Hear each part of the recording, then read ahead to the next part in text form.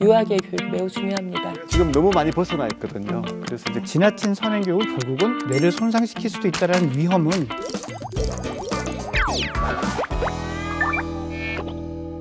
우리가 자녀 교육을 이야기할 때 유대인들의 교육법을 많이 이야기를 하는데요.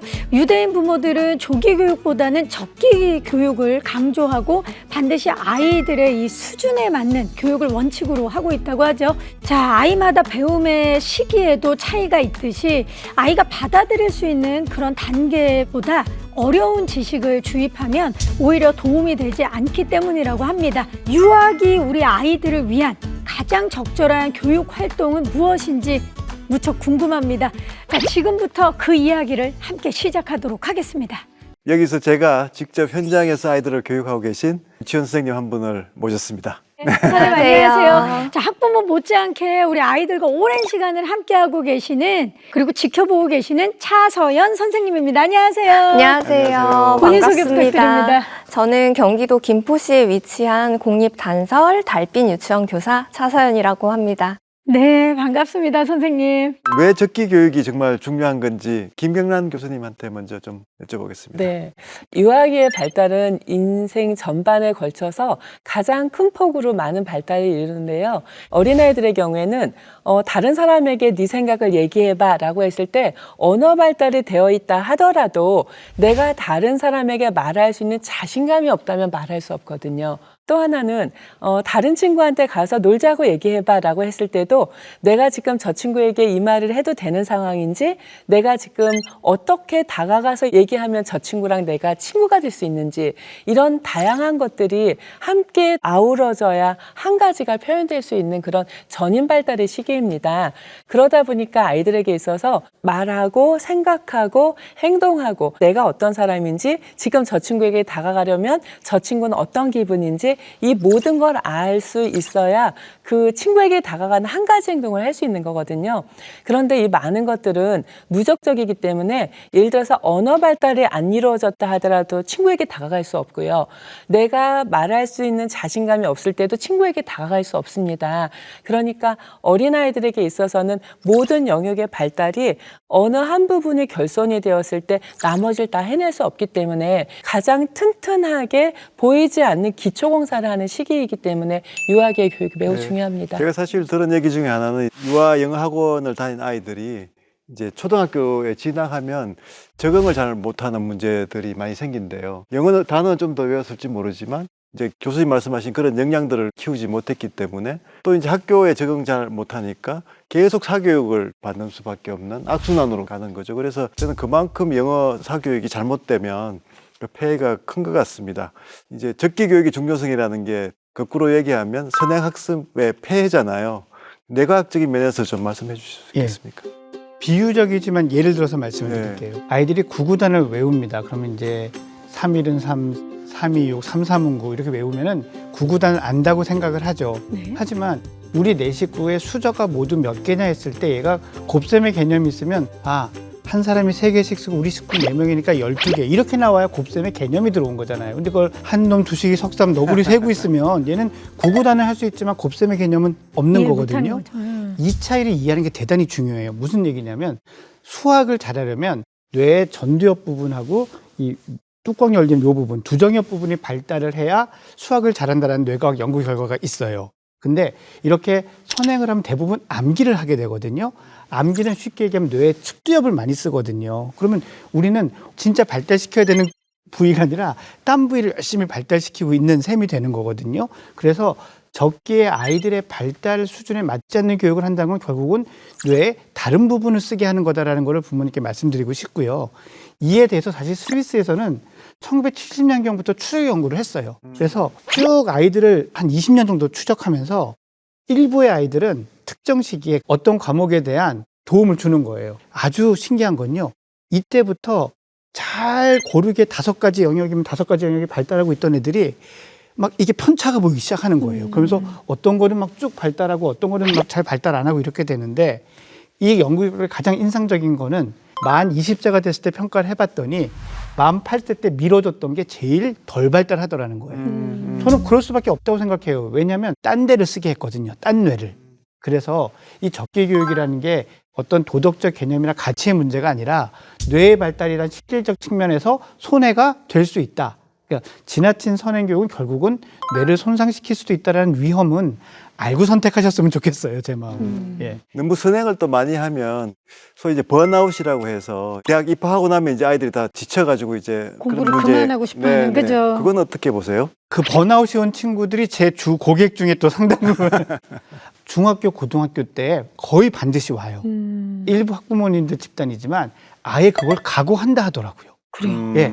애들이 언젠가는 말 안 듣고 안 하겠다고 뒤로 튕겨져 나가면서 1년 반 정도는 속을 썩일 거다. 하지만 선행을 해놓으면 그래도 낫지 않느냐. 그 시간까지 계산을 해서. 예. 그러니까 저는 들으면서 이건 말도 안 된다고 생각을 했거든요. 왜냐하면 그런 친구들을 만나보면 이 친구들이 느끼는 심적 고통이라는 게 이루 말을 할 수가 없어요. 근데 그런 고통을 겪더라도 너는 좋은 성적을 받고 좋은 대학을 가야 한다라고 그게 정말 이렇게 고통스러운 걸 알면 부모가 그렇게 얘기할 수 있을까라는 생각이 들거든요. 그래서 번아웃이라는 게 중고등학교 때 거의 이렇게 앞에 선행을 하게 되면 거의 반드시 오게 되고요.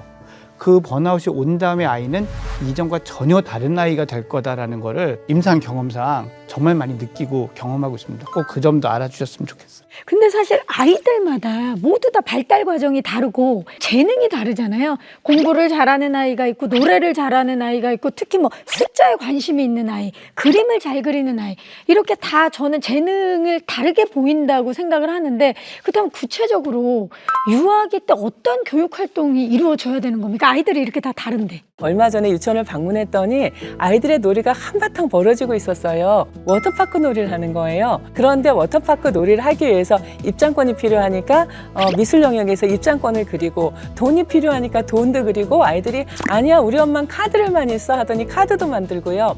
그리고 나서 워터파크 가는 길에 어떤 아이가 우리 아빠는 얼마 전에 과속 카메라에 걸렸어 하면서 갑자기 집안 사정 다 교통카드 나오네요. 예. 네, 맞습니다. 여러 가지 어떤 아이디어를 내기도 하고요. 탈의실을 만들기도 하고 천을 하나 가져다가요. 그리고 나서는 또 아이들끼리 하는 말이 주유를 해야 될 것 같아 하더니 커다란 상자에다가 호스를 연결해가지고 주유기를 가지고 오고 그러더니 한 아이가 우리 아빠는 여기 가면 꼭 세차도 같이 해 무료야 하면서 5만 원 이상 넣어야 무료 아닙니까? 네, 예. 맞습니다. 그러니까 아이들에게 가장 관심 있는 거는 here and now입니다. 지금 여기에서 내가 관심 있는 것들이 확장되는 건데요. 만 4, 5세 정도 되면은 이 역할을 계속하고 싶다라는 걸 그러니까 아이들끼리 정해요.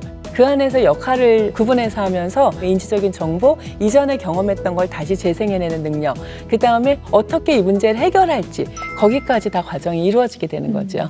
지금 차사연 선생님께서 고개를 막 끄덕이고 계시는데 어떤 활동들이 이루어지고 있나요? 교수님 말씀을 들어보니까 저희 학급의 어린이들 놀이가 자꾸 떠올라요. 떠올라요. 그래서 저희 교실에서는 종이접기가 한창 유행을 하고 있는데요. 이제 소근육 발달에 종이접기가 굉장히 도움이 돼서 이제 꾸준히 유치원에서도 하고 있는 활동인데 종이접기 비행기를 굉장히 잘 날리는 친구가 있어요. 근데 비행기만 접는 게 아니라 좀 이 놀이를 교사로서 확장해주고 싶은 욕심이 있어서 교실 한켠에 비행기 경주장을 만들었어요. 그랬더니 또래들이 모여서 비행기를 날려보기도 하고 또 서로 토의 마당이 열리는 거죠. 어떤 비행기가 더 멀리 날아갈까. 또 그 결과를 같이 측정해보기도 하면서 비행기 접기로 시작했지만 그 안에서 다양한 배움이 이루어질 수 있도록 지원을 하고 있습니다. 저 여기서 짧게 하나만 더 덧붙이자면 이런 생각들을 부모님이 많이 하세요. 공부를 꼭 놀이로 해야 되냐. 그냥 공부는 공부대로 하면 안 되냐라고 말씀하시는데 저는 이렇게 말씀드리고 싶어요. 애들이 왜 게임을 좋아하겠습니까? 재밌어서 자꾸 하고 싶어 하는 그쵸, 거거든요. 맞아요. 그러니까 부모가 공부를 시키면 이 아이는 시켜야 공부하는 아이로 성장하게 되거든요.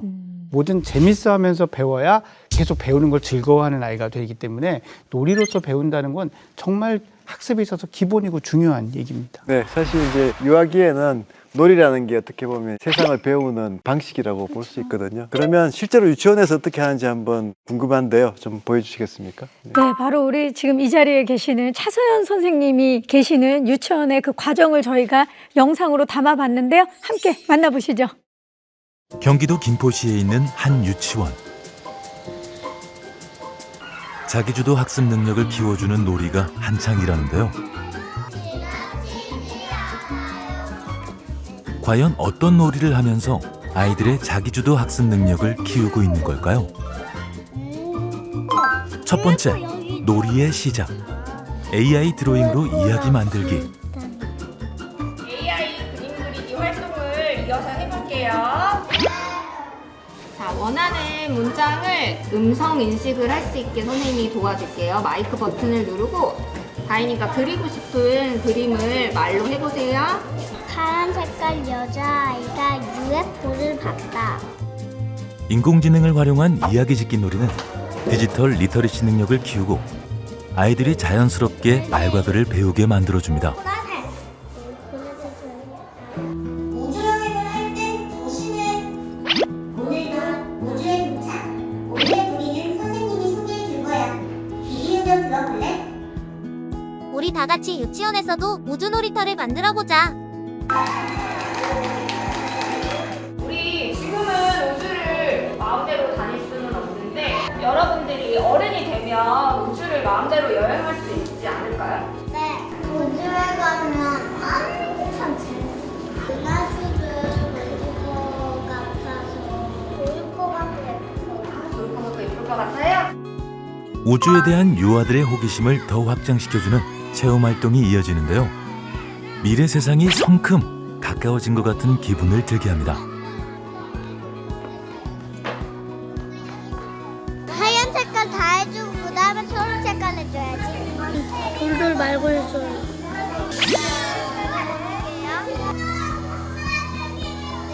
드론으로 해서 앞에 있는 외계인들 물리치지. 이번에는 놀이를 확장해서 유아들이 직접 미래 놀이터를 만들어 보기로 했는데요. 그 자동차 놀이랑 드론 날리는 곳을 만들어요. 우리 열심히 만들어보자. 네. 네. 교실과 복도를 마음대로 꾸미기 시작하는 아이들. 아이들의 상상 속 미래 공간은 어떤 모습일까요? 이걸 써야지 여기 들어갈 수 있어요. 우주인들의 식당일 거야. 아이스크림이랑 햄버거 세트 나왔습니다. 우주인들을 위한 식당도 만들었는데요. 와, 정말 먹음직스럽죠? 우주 지혜가 다른 보드는 없어? 찰칵, 찰칵, 찰칵. 카페에 이어 사진관까지 친구들과 함께 더 신기하고 더 재밌는 우주마을을 만들어 가는데요. 교육적으로는 어떤 효과가 있을까요? 유아기에 가장 길러져야 하는 능력이 주도성이에요. 네, 놀이를 통한 교육이 이 주도성을 기르기에 가장 효과적인 교육 방법이고요. 그래서 유아들이 자기 스스로 생각한 것을 직접 실천해 볼 수 있게 환경을 만들어주는 것과 동시에 교사는 교육자로서 또 환경을 제공하고 또 유아의 발달을 지원하면서 필요할 경우 또 이런 관심들을 지원하고 확장해 줄 수 있는 역할을 하고 있습니다. 자기주도적인 놀이를 힘들어하진 않나요? 처음에는 조금 어려워하는 어린이들도 있습니다. 그렇지만 반복해서 놀이를 하다 보면 점차 적응하고 놀이를 통해 창의성을 발현하는 모습을 보여줍니다. 놀이 중심 교육, 아이들은 어떻게 생각하고 있을까요? 우주인들의 카페 노는 게 제일 재밌었어요. 맨날 유치원 오고 싶어요. 3주에 걸쳐 완성된 미래 놀이터. 유아에게 학습은 경험과 삶 속에서 이루어질 때 유의미합니다. 그렇기 때문에 놀이를 통해 배우는 것입니다.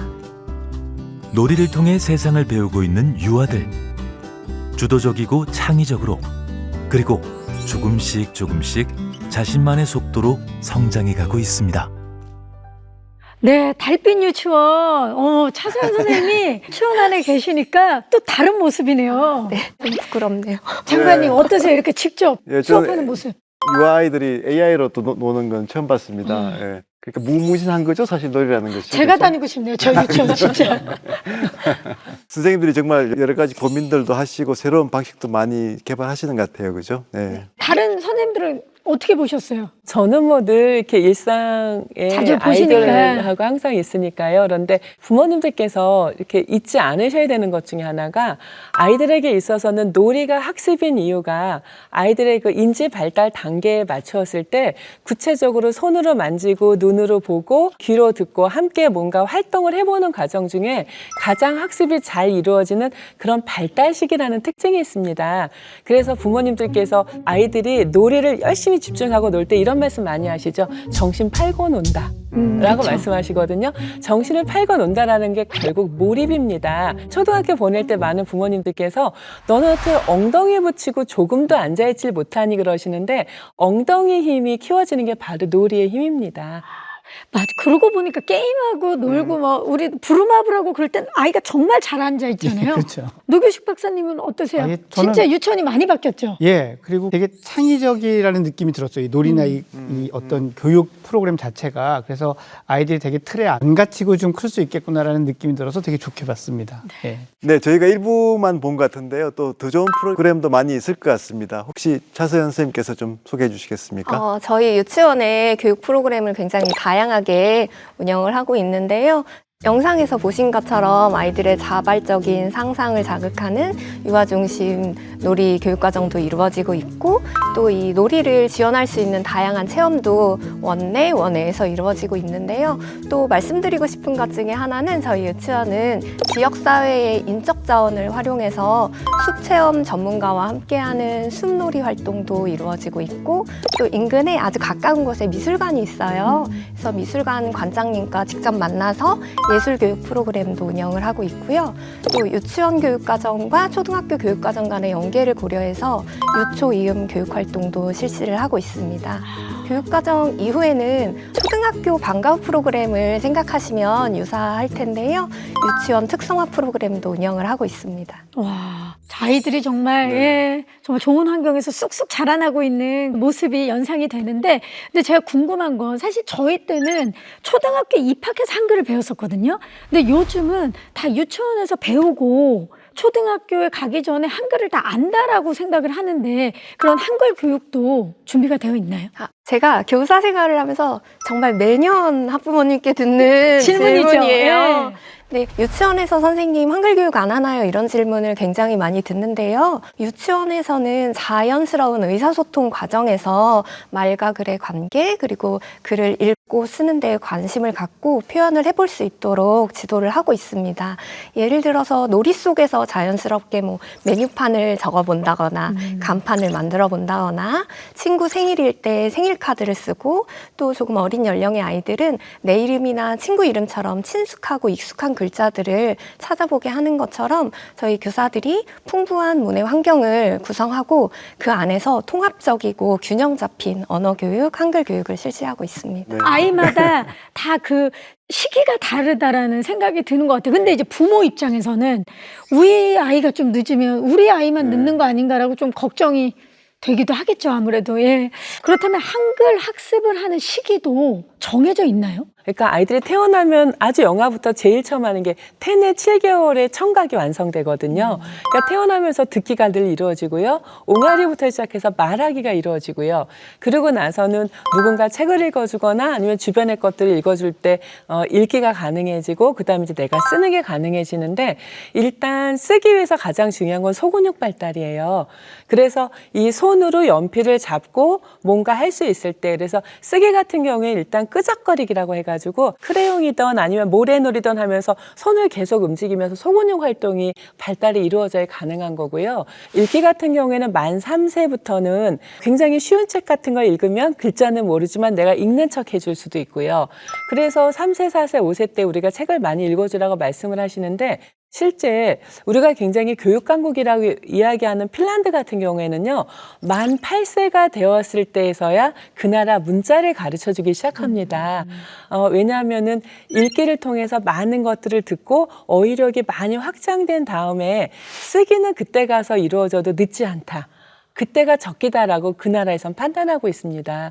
그런데 오히려 가성비가 가장 좋은 게 공부하는 시간은 제일 짧은데 핀란드는 항상 교육평가에서 2등 정도는 하는 교육 강국이거든요.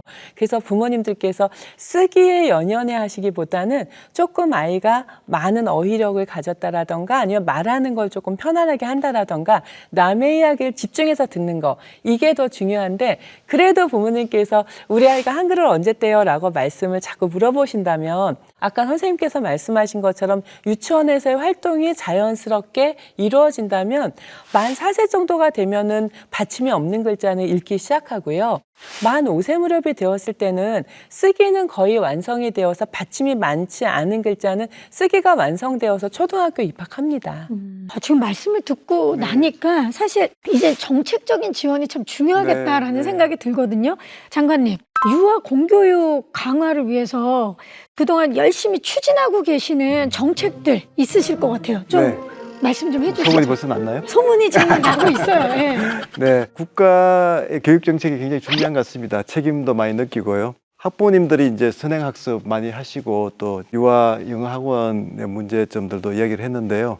이게 학부모님들을 마냥 뭐 비난할 수 없잖아요. 사실은 국가가 좀 잘하면 될 텐데. 그래서 정부가 정말 제대로 정책을 해야 되는데 가장 핵심은 한 초등학교 끝날 때까지는 그 11세까지거든요. 11세까지는 그냥 공교육 내에서 사교육 안 하고 그냥 누구나 다 공교육만 하면 되는 걸로 그렇게 가는 시스템으로 가야 된다고 생각합니다. 말씀하신 핀란드나 뭐 교육 강국들이 다 이제 그런 체제거든요. 그래서 유아 시기나 아니면 초등학교 때 사교육을 한다고 하면 교육 선진국들 전문가들 다들 놀라거든요. 그 시기는 정말 브레인이 잘 형성돼야 되고 선행학습이 정말 폐해가 크기 때문에 공교육 과정을 그냥 잘 따라가고 놀이 중심으로 아이들 또 마음껏 뛰어놀게 하고 하는 이제 그런 체제로 가야 되는데 지금 너무 많이 벗어나 있거든요. 그래서 이제 새로운 체제로 만들기 위해서는 정부가 좀 학부모들하고 소통도 많이 해야 될 것 같고요. 그래서 필통통 중요하죠. 중요합니다. 예.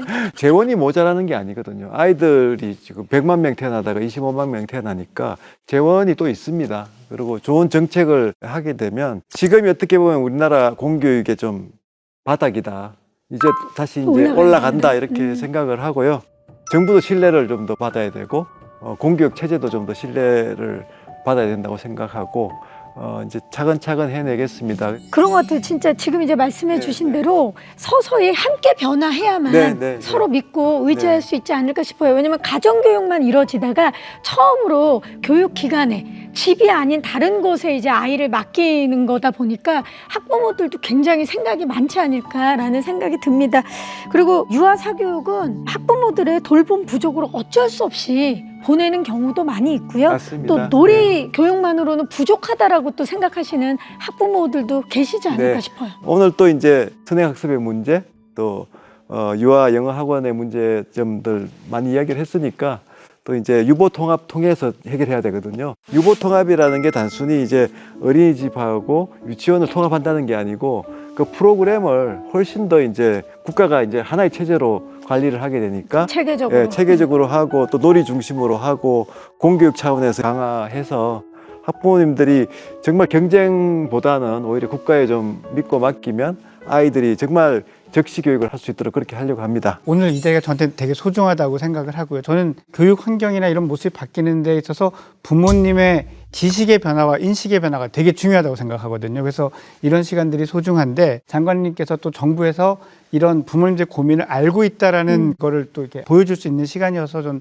되게 중요하다라고 생각을 하고요. 이렇게 조금씩 바뀌어져 나간다면 팀원식 우리가 변할 수 있지 않을까. 공교육이 되기 전까지 다 귀족 교육이었거든요. 그냥 네. 자기가 알아서 교육하던 건데 공교육 시스템을 떠나서 나만 우리 애를 키운다는 건 잘 키울 수 있는 확률이 떨어질 수밖에 없어요. 그래서 어쨌든 공교육을 잘 만들어 나갈 수 있는데 우리가 같이 힘을 좀 모아야 하지 않을까라는 생각은 저도 합니다. 예. 네. 자, 그렇다면 오늘 와주신 우리 교수님들과 선생님께 좀 여쭤볼게요. 학부모들이 이 시기에 우리 유아 시기 아이들을 위해서 자녀 교육을 위해서 어떤 부분을 가장 신경 써야 합니까? 저는 이렇게 말씀드리고 싶어요. 우선 문자를 빨리 아는 거는 미국에 이제 영재학회라고 있거든요. 그런 데서도 얘기를 하지만 그건 기술이에요. 지식이나 이런 게 아니거든요. 그러니까 그 기술을 익히게 하는데 너무 많은 시간을 허비하지 않기를 바라고요. 아이가 자기의 잠재 능력을 키우는데 제일 중요한 게 첫 번째가 열정이고 두 번째가 실패에 굴하지 않는 끈기이거든요. 그러니까 부모님이 이 두 가지를 길러주시지 못하면 우리 아이가 아무리 똑똑해도 사실 자기 꿈을 다 펼치고 자아실현을 하는 행복을 누릴 가능성은 떨어지는 거거든요. 그래서 부모님께서 우리 아이가 무엇을 좋아하는지 무엇에 흠뻑 빠지는지 그것을 하다가 잘 안 됐을 때 처음부터 다시 해보거나 뭔가 실수해서 뭔가를 배워서 다시 해보는 이런 모습을 보였을 때 그걸 칭찬해 주는 게 시험을 100점 맞고 테스트를 100점 맞았을 때 칭찬해 주는 것보다 훨씬 아이를 자기의 잠재 능력을 키울 수 있는 아이로 키우는데 중요한 요소다라는 말씀은 꼭 드리고 싶습니다. 중요한 말씀이시네요. 예, 김경란 교수님. 네, 저는 부모님들께 이거는 꼭 기억해 주셨으면 좋겠다라고 생각되는 게요. 우리 아이가 살아갈 미래는 내가 아직 모른다. 네, 그래서 많은 미래학자들이 이런 이야기를 하고 있습니다.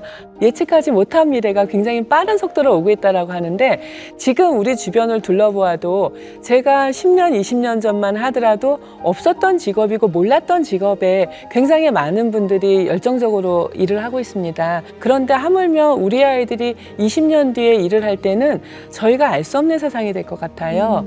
근데 그러려면 결국 우리 아이가 가져야 할 능력은 나는 참 괜찮은 사람이다. 무언가 도전하면 할 수 있을 것 같다. 라는 자신감을 갖는다라던가 아니면 또래 친구들에게 다가갈 수 있는 능력. 나도 참 괜찮은 사람이고 너도 참 멋있는 사람이다. 이런 경험을 할 수 있는 유아기를 소중하게 그 경험을 많이 주셨으면 좋겠다. 그 말씀 꼭 기억하시면 좋겠습니다. 네, 차서연 선생님. 제가 지금 떠오르는 생각은요. 제가 학부모님들께 우리 누구를 충분히 믿어주세요, 기다려주세요 이런 말씀을 많이 드려요. 유아기에 길러져야 하는 덕목 중에서 주도성도 충분히 발달해 가야 하는 덕목 중에 하나거든요. 그래서 아이들이랑 생활하다 보면은 제가 미처 생각하지 못한 부분에서도 스스로 할 수 있는 부분들이 굉장히 많이 있어요. 근데 자칫 부모님이나 주변의 성인들이 조급한 마음을 가지다 보면은 주도성이 충분히 길러지기 어려울 수도 있거든요. 그래서 놀이와 생활 속에서 자연스럽게 우리 어린이들이 주도성을 길러갈 수 있도록 우리 유아들을 믿어주시고 충분히 기다려주시면 좋겠다는 생각을 해봤습니다. 네, 네. 선생님 말씀이니까 믿음이 가네요, 정말. 예, 사실 제가 필통톡을 처음에 이제 구상하고 시작을 할 때 이 이야기를 제일 하고 싶었어요. 오늘 이야기를. 그리고 또 제일 많이 듣고 싶었고. 근데 오늘 저도 많이 배웠습니다. 영유아 시기의 교육은 국가가 지금 제도가 좀 불완전한 것 같습니다. 그래서 이제 이번에는 정말 선진국 수준으로 제도를 정비를 좀 완벽하게 하고 좀 빨리 하겠습니다. 오늘 이야기했던 많은 문제들이 바로 좀 해소되도록 최대한 노력을 할 거고요. 부모님들의 인식이 굉장히 중요한데 필통톡에서 또 좋은 얘기들 많이 해주셨으니까 네. 좀 많이 퍼져서 부모님들이 많이 보셨으면 좋겠습니다. 이게 진짜 나비 효과가 됐으면 좋겠네요. 네. 자, 우리가 모두 태어나서 어떻게 보면은 인생이라는 여행을 평생 하면서 살아가는 것 같은데, 근데 그 여행에 필요한 역량이 하나 둘은 아니라는 생각이 듭니다. 그래서 정말 다양한 경험과 배움이 필요한데요. 자, 그런데 우리는 이제 딱 공부라는 거, 그거 하나를 기준으로 두고 아이들을 바라봤던 건 아닌가라는 생각이 들면서 우리 아이들이 더 다양하고 아주 풍성한 배움을 통해서 스스로 꽃피울 수 있도록 적당한 양분과 그리고 비를 내려주는 그런 부모가 되기를 진심으로 바라봅니다. 자, 오늘 함께 해주셔서 진심으로 감사드리고요. 다음 필통톡에서 또 뵙도록 하겠습니다. 감사합니다. 고맙습니다. 고맙습니다. 말씀 너무 잘해주셔서. 네.